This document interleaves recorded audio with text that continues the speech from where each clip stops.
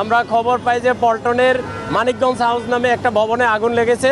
তো আগুন মেসেজ পাওয়ার সাথে সাথে আমাদের নিয়ারেস্ট ফায়ার স্টেশন সিদ্দিক বাজার ফায়ার স্টেশন থেকে আমাদের 2টা ইউনিট প্রথম আসার পর আগুনের অবস্থা দেখে আমাদের যে responding officer first responding officer সে সাহায্য চায়।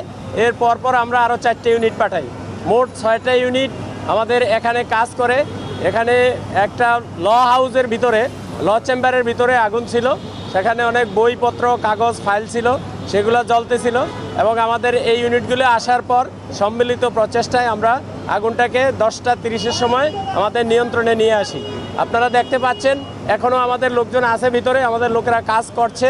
তো সম্পূর্ণ নিয়ন্ত্রণ দিতে হয়তো আর অল্প কিছু সময় লাগবে, এরপরে আমরা সম্পূর্ণ নির্বাপন দিয়ে দেব। আগুন লাগার কারণটা আমরা এখনই বের করতে পারিনি, কারণ আমাদের লোকজন এখনও কাজ করছে, আমরা এখনও আগুন নিভাচ্ছি। আগুনটা নির্বাপন শেষে আমরা কারণ খুঁজে বের করব। আর এই আগুনে কেহ আহত বা নিহত হয় নাই। বিল্ডিং যেহেতু 4তলা, অনেক পুরাতন একটা ভবন, অগ্নি নির্বাপনের 2-1টা ফায়ার এক্সটিংগুইশার ছাড়া তেমন কোনো অগ্নি নির্বাপন ব্যবস্থা এখানে ছিল না।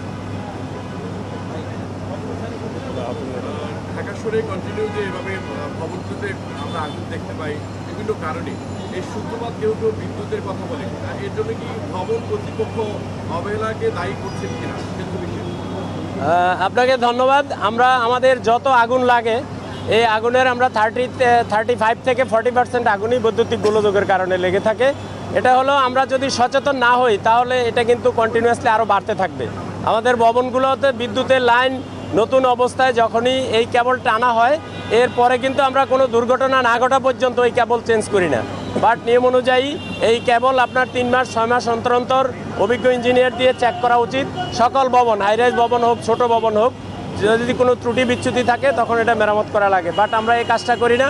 আপনাদের মাধ্যমে সবাইকে অনুরোধ জানাচ্ছি সকল বিল্ডিং বা ভবন মালিকদের যাতে এই কাজটা নিয়মিত করে, বৈদ্যুতিক কেবল বা ফিটিংসগুলো যাতে মানসম্মত থাকে এবং এটা যাতে নিয়মিত চেক আপের উপর রাখা হয়, তাইলে এই অগ্নি দুর্ঘটনা কম ঘটবে।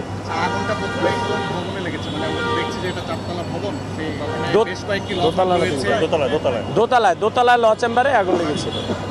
আপনাদের সবাইকে ধন্যবাদ।